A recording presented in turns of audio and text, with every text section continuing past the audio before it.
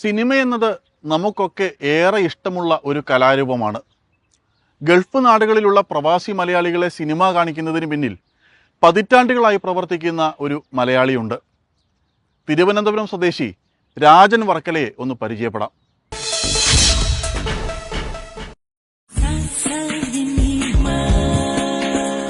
മികച്ചൊരു സിനിമ കണ്ടാൽ അതിലെ കഥാപാത്രങ്ങൾക്കൊപ്പം നമ്മളും ചേരും. അങ്ങനെ അതിലെ കഥ പറയുന്ന കാലത്തേക്ക് പ്രേക്ഷകനെ കൂട്ടിക്കൊണ്ടുപോകാൻ സാധിക്കുന്ന ഒരു മാജിക് ഒളിഞ്ഞിരിക്കുന്നുണ്ടാകും എല്ലാ നല്ല സിനിമകളിലും. അതെ, സിനിമ എന്നതൊരു മായിക ലോകമാണ്. വെള്ളിത്തിരയിൽ നാം കാണുന്ന കഥാപാത്രങ്ങളായി അഭിനയിക്കുന്നവരൊക്കെ നമുക്ക് അത്ഭുതമാണ്. കാലം എത്ര കഴിഞ്ഞാലും സിനിമയെന്ന കലാസൃഷ്ടിയുടെ സുന്ദരമായ ആ നിഗൂഢത നിലനിൽക്കും. സിനിമയുടെ വിവിധ മേഖലകളുമായി ചേർന്ന് നിൽക്കുന്നവർക്കും പറയാനുണ്ടാകും സിനിമാ കഥ പോലൊരു ജീവിത കഥ. ട്വിസ്റ്റുകളും ത്രസിപ്പിക്കുന്ന രംഗങ്ങളുമൊന്നും ഇല്ലെങ്കിലും ആ കഥകളും കേൾക്കാൻ സുഖമാണ്. സിനിമയ്ക്കൊപ്പം, വിശേഷിച്ചും മലയാള സിനിമയ്ക്കൊപ്പം കഴിഞ്ഞ 3 പതിറ്റാണ്ടായി സഞ്ചരിക്കുന്ന ഒരു പ്രവാസിയാണ് ഗൾഫ് പനോരമയ്ക്കൊപ്പം ഉള്ളത്. വർക്കല സ്വദേശി രാജൻ. രാജൻ വർക്കല എന്ന സിനിമാ പ്രവർത്തകർക്കിടയിൽ അറിയപ്പെടുന്ന കൃഷ്ണൻ രാജേന്ദ്രൻ 1994 കടൽ കടന്ന് ഒമാനിലെത്തുന്നത്. 1995 മുതൽ UAE-യിലുള്ള രാജന്റെ പിന്നീടുള്ള ജീവിതം പ്രവാസികൾ കണ്ടു തീർത്ത സിനിമകളുടെ ചരിത്രം കൂടിയാണ്. എൻ്റെ ജീവിതം ആരംഭിക്കുന്നതെന്ന് പറഞ്ഞാൽ ഒമാനിലാണ്. ഒമാനിൽ മസ്കറ്റ് സീവ് എയർപോർട്ടിൽ ഇറങ്ങുന്നു. അവിടെ നിന്ന് ബസ്സിൽ ഞാൻ ബുറൈമി എന്ന് പറയും, നമ്മുടെ അലൈനിൽ ചേർന്നിട്ടുള്ള സ്ഥലമാണ് ബുറൈമി, ഒമാൻ്റെ ഭാഗമാണത്. അപ്പോൾ അവിടെ ആയിരുന്നു. ജ്യേഷ്ഠൻ്റെ കൂടെ 1.5 വർഷം അവിടെ ഉണ്ടായിരുന്നു. അത് കഴിഞ്ഞിട്ടാണ് ദുബായിലേക്ക് വരുന്നതും നമ്മുടെ ഈ സിനിമാ മേഖലയിലേക്ക് വരുന്നതും. അങ്ങനെ വന്നു. ഞാൻ ശരിക്കും ജോയിൻ ചെയ്യുന്നത് ഷാർജ കോങ്കോട് സിനിമയിലാണ് ജോയിൻ ചെയ്യുന്നത്. അപ്പോൾ അത് അഹമ്മദ് അലി ഗുൽഷൻ്റെ കൂടെ, ഫാർസ് ഫിലിംസിൻ്റെ MD ഓണർ, അദ്ദേഹത്തിൻ്റെ കൂടെ അവിടെ ജോയിൻ ചെയ്യുന്ന. അന്ന് തിയേറ്ററിൽ ആണ് ഒരു വേക്കൻസി ഉണ്ടായിരുന്നു. ഇവിടെ വരുമ്പോഴത്തേക്ക് അജ്മാലിൽ റോയൽ സിനിമ ഉണ്ടായിരുന്നു. റോയൽ സിനിമ ഇന്നില്ല, അതൊക്കെ പൊളിച്ചു പോയി, കോങ്കോഡും ഒക്കെ പൊളിച്ചു പോയി. അപ്പം അവിടെയുള്ളൊരു ഫാറൂഖ്, പാകിസ്ഥാനിയാണ് അവിടുത്തെ മാനേജർ. ഫാറൂഖ് ഭായിയാണ് എന്നെ ഇവിടുന്ന് ഫാർസ് ഫിലിംസിൽ നിന്ന്, അന്നത്തെ ഫാർസ് ഫിലിം എന്ന് പറഞ്ഞാൽ ഒരു ചെറിയ റൂമാണ് കേട്ടോ, ഒരു ചെറിയ ഒരു ഗോഡൗൺ ഉണ്ട്, ഫിലിം റീൽസാണ്. അത് നേരെ നൈഫിലായിരുന്നു ഓഫീസ്. ആകെ 4 സ്റ്റാഫാണ് അവിടെ ഉണ്ടായിരുന്നത് സ്റ്റാർട്ടിങ്ങിൽ. അപ്പോൾ അത് അവിടെ നിന്നു ഓഫീസിൽ വന്നു. അവിടെ നിന്ന് നേരെ ഫാറൂഖിൻ്റെ വണ്ടിയിൽ കയറി നേരെ ഷാർജ കോങ്കോട് സിനിമയിൽ കൊണ്ട് എത്തിച്ചു. ഇന്നും ഇന്ത്യൻ പ്രവാസികളെ ഗൾഫിൽ സിനിമ കാണിക്കുന്നതിൽ മുൻനിരക്കാരായ ഫാർസ് ഫിലിംസിനൊപ്പമാണ് രാജൻ തന്റെ സിനിമാ യാത്ര ആരംഭിക്കുന്നത്. സിനിമാ പെട്ടികൾക്കായി ആരാധകർ കാത്തിരുന്ന കാലം. നാട്ടിൽ നിന്നും എത്തുന്ന സിനിമാ പെട്ടികൾ കസ്റ്റംസ് പരിശോധനകൾ ഉൾപ്പെടെയുള്ള നടപടിക്രമങ്ങൾ പൂർത്തിയാക്കി UAE-യിലെ തിയേറ്ററുകളിൽ എത്തിച്ചിരുന്നത് രാജൻ ഓർക്കുന്നു.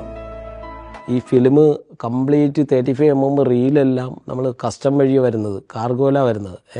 എമിറേറ്റ്സ് അന്നില്ല, ഡനാറ്റയിലാണ് വരുന്നത്. അപ്പോൾ ഡനാറ്റ വരുമ്പോഴത്തേക്ക് ഈ എയർ കാർഗോയിൽ വരും. അപ്പോൾ അതിനെ ക്ലിയർ ചെയ്യണം, അതിന് കസ്റ്റംസ് ക്ലിയറൻസ് ഉണ്ട്, കുറേ കാര്യങ്ങളുണ്ട്. ഇതൊന്നും നമ്മൾ ചെയ്തിട്ടില്ലാത്ത കാര്യമല്ല, നമുക്കറിയില്ലല്ലോ. അപ്പോൾ പുള്ളി എൻ്റെ അടുത്ത് പറഞ്ഞ് ഇതൊക്കെ ചെയ്യണമെന്ന് ചോദിച്ചു. അപ്പോൾ ഞാൻ പറഞ്ഞു ചെയ്യണമെങ്കിൽ ചെയ്യാമെന്ന് പറഞ്ഞു. ഇത് പഠിപ്പിച്ചു തരാൻ ആരുമില്ലായിരുന്നു കേട്ടോ, എനിക്കെന്തെങ്കിലും അറിയണ്ടേ ഇതിനെക്കുറിച്ചിട്ട്. നേരെ എയർപോർട്ടിൽ പോയി, അവിടെ ചെന്നു, കാർഗോയിൽ ചെന്നു. ഒന്നും അറിയില്ല. അവിടെ ഓരോരുത്തരടുത്ത് കൗണ്ടറിൽ പോകും, അവിടുത്തെ പോയി ചോദിക്കും ഇതെന്താണ്, എയറോ ബിൽ എന്താണെന്നൊന്നും നമുക്കറിയില്ലല്ലോ അന്ന്. അപ്പോൾ എയറോ ബിൽ, ഇത് വരുന്ന ഷിപ്പിൻ്റെ ഡീറ്റെയിൽസ് ഇതെല്ലാം അതിനകത്തുണ്ട്. അപ്പോൾ ഈ ഒരു നമ്പറാണ് അവിടെ നിന്ന് തരുന്ന ഓഫീസ്. ഇതും കൊണ്ട് ചെന്ന് അവിടെ ചിലപ്പോൾ ഓരോ ഡിപ്പാർട്ട്മെൻറ്റ് ചെല്ലുമ്പോൾ അവർ ഓരോരുത്തർ പറഞ്ഞു തരും ഇത് എവിടെയാണ്, അടുത്ത സെക്ഷൻ ഏതാണ്. അപ്പോൾ അത് കഴിഞ്ഞ് ബിൽ ഓഫ് എൻട്രി ഉണ്ടാക്കണം, ഗേറ്റ് പാസ് ഉണ്ടാക്കണം. ഇതെല്ലാം കഴിഞ്ഞാണ് കാർഗോ പുറത്തേക്ക് വരുന്നത്. പിന്നെ പിക്കപ്പിനെ വിളിക്കണം, പിക്കപ്പിൽ വിളിച്ചിട്ട് അതിൽ ലോഡ് ചെയ്യിച്ചിട്ട് വേണം ഓഫീസിൽ എത്തിക്കാൻ. ഒരു പെട്ടി മാത്രം വന്നിരുന്ന കാലത്തും അതിലെ റീലുകൾ കൊണ്ട് പല തിയേറ്ററുകളിൽ സിനിമ കളിച്ചിരുന്നു എന്ന രസകരമായ അനുഭവവും രാജൻ പങ്കുവച്ചു. ഒരു റീൽ കൊണ്ടുവന്നിട്ട് തന്നെ നമ്മൾ ഒരു ഫിലിം കൊണ്ടുവന്നിട്ട് പല തിയേറ്ററുകളിലേക്ക് ഓടിക്കും. അതായത് ഇപ്പോൾ പ്ലാസ സിനിമ ഉണ്ടായിരുന്നു അന്ന്, പ്ലാസ ഉണ്ട്, ദുബായ് സിനിമയുണ്ട്, സ്ട്രാൻഡ് ഉണ്ട്, ഷാർജയിൽ മെട്രോ ഉണ്ട്, ഷാർജ സിനിമയുണ്ട്, അൽഹമറ സിനിമയുണ്ട്, കോങ്കോഡ് സിനിമയുണ്ട്, റോയൽ സിനിമയുണ്ട്. അപ്പോൾ ഈ 3-4 തിയേറ്ററുകളിലേക്ക് ഒരു പ്രിൻ്റ് ആയിരിക്കും. എങ്ങനെയെന്ന് വെച്ചാൽ ഒരു സ്ഥലത്ത് തുടങ്ങി അരമണിക്കൂർ 40 മിനിറ്റ് ഗ്യാപ്പിലായിരിക്കും അടുത്ത തിയേറ്ററിലേക്ക് ഷോ കണ്ടക്ട് ചെയ്തിരിക്കുന്നത്. അപ്പം ഇവിടെ നിന്ന് ഒരു വണ്ടിയിലോ ബൈക്കിലോ ആയിരിക്കും ഈ ഒരു റീല് കഴിഞ്ഞ ഉടനെ എടുത്തിട്ട് പോവുക. അപ്പോൾ ഇത് ഓപ്പറേറ്റർമാർക്ക് ഭയങ്കര പണിയാണ്. ഇത് കഴിഞ്ഞ ഉടനെ അടുത്ത പാക്ക് ചെയ്ത് ഒരു പെട്ടി ആ ബോക്സിനകത്ത് ആക്കണം. ആക്കിയിട്ട് അടുത്ത ആൾ എടുത്തിട്ട് അവിടെ വെളിയിൽ നിൽക്കണം. അപ്പോൾ ഡ്രൈവർ വരും, അതുകൊണ്ട് കൊടുക്കണം. എന്നിട്ട് ഇയാൾ ഇതുമായിട്ട് ഓടുക. അപ്പോൾ അടുത്ത തിയേറ്ററിൽ ചെല്ലുമ്പോൾ അവിടുത്തെ ആൾ അവിടെ നിൽക്കുകയാണ് പുറത്ത്. ഇവരിത് കൊടുത്ത് പെട്ടെന്ന് കൊണ്ടുപോയി അവരിതിട്ട് അടുത്ത ഷോ തുടങ്ങണ്ടേ കറക്റ്റ്. അപ്പോൾ ചില സമയത്തൊക്കെ ബ്രേക്ക് ആയിട്ടുമുണ്ട് കേട്ടോ, ആയിട്ടുമുണ്ട്. കാരണം വെച്ചാൽ ഈ ട്രാഫിക് ചെറിയ ട്രാഫിക് ആണെങ്കിൽ അന്ന് ഇത്രയും വലിയ സൗകര്യമുള്ള റോഡൊന്നും ഇല്ലല്ലോ. അപ്പോൾ അതുകൊണ്ട് ആ ഒരു ചെറിയ ട്രാഫിക് അന്നും ഉണ്ട്. അപ്പോൾ അത് ചില സമയങ്ങളിൽ പെടാറുണ്ട്, ഒരു 5-10 മിനിറ്റൊക്കെ വൈകാറുണ്ട്. ഒരുപാട് പേര് ഈ റാസക്കമേലും അങ്ങനെ അജ്മാൻ, ഉമ്മൽ കോയിൻ ഇവിടെയൊക്കെ ഈ ദുബായ്, ഷാർജ ഒക്കെ കളിച്ചതിന് ശേഷമാണ് അവിടെ കൊടുക്കുന്നത്. അപ്പോൾ ആദ്യം ഇവിടെയൊക്കെയാണ് റിലീസ് വരുന്നത്, ഈ 2 സ്ഥലം. അപ്പോൾ ഈ റാസക്കമയിൽ നിന്ന് ഫുജറയിൽ നിന്ന് അവിടെ നിന്നൊക്കെ ഉള്ളവർ ഫസ്റ്റ് റിലീസ് കാണാൻ വേണ്ടിയിട്ട് ടാക്സി പിടിച്ചിട്ട് ഒരുപാട് പേര് വരും സിനിമ കാണാനായിട്ട്. ടിക്കറ്റ് കിട്ടാതെ ഒരുപാട് പേര് തിരിച്ചു പോയിട്ടുണ്ട്. നമ്പർ 1 സ്നേഹതീരം, ബാംഗ്ലൂർ നോർത്ത് എന്ന മമ്മൂട്ടി സിനിമയാണ് രാജൻ ഫാഷ് ഫിലിംസിൽ ജോലിക്ക് കയറിയ കാലത്ത് UAE-യിൽ പ്രദർശിപ്പിച്ചിരുന്ന മലയാള ചിത്രം. ടിക്കറ്റ് കൗണ്ടർ സ്റ്റാഫായും തിയേറ്ററിലെ പോപ്കോൺ കിയോസ്കിലും ജോലി ആരംഭിച്ച രാജൻ അധികം വൈകാതെ ഫാഷ് ഫിലിംസിന്റെ ഓഫീസ് ജീവനക്കാരനായി ചേർന്നു. അക്കാലത്താണ് മമ്മൂട്ടിയെ ആദ്യമായി കണ്ടതെന്ന് രാജൻ ഓർത്തെടുക്കുന്നു. മമ്മൂട്ടിയെയും മോഹൻലാലിനെയും നേരിട്ട് കണ്ടതും അവർക്കൊപ്പമുള്ള ചിത്രങ്ങൾ ക്യാമറയിൽ എടുത്തതുമൊക്കെ രസകരമായ ഓർമ്മകളാണ് രാജന്. മമ്മൂക്കയെ കാണുന്നത് ഞാൻ ഹയാത്ത് റീജൻസി ദേരായിൽ ഹയാത്ത് റീജൻസി ഹോട്ടലിൽ വെച്ചിട്ടാണ് ഫസ്റ്റ് നേരിട്ട് കാണുന്നത്. അപ്പോൾ അന്ന് ചെല്ലുമ്പോഴത്തേക്ക് അന്ന് ദുൽഖർ റൂമിലുണ്ട്. ദുൽഖർ അന്ന് പഠിച്ചുകൊണ്ടിരിക്കുന്ന സമയം. അപ്പോൾ ദുൽഖറാണ് ഞാനും മമ്മൂക്കായിട്ടുള്ള ഫസ്റ്റ് ഫോട്ടോ എടുത്തു തരുന്നത്.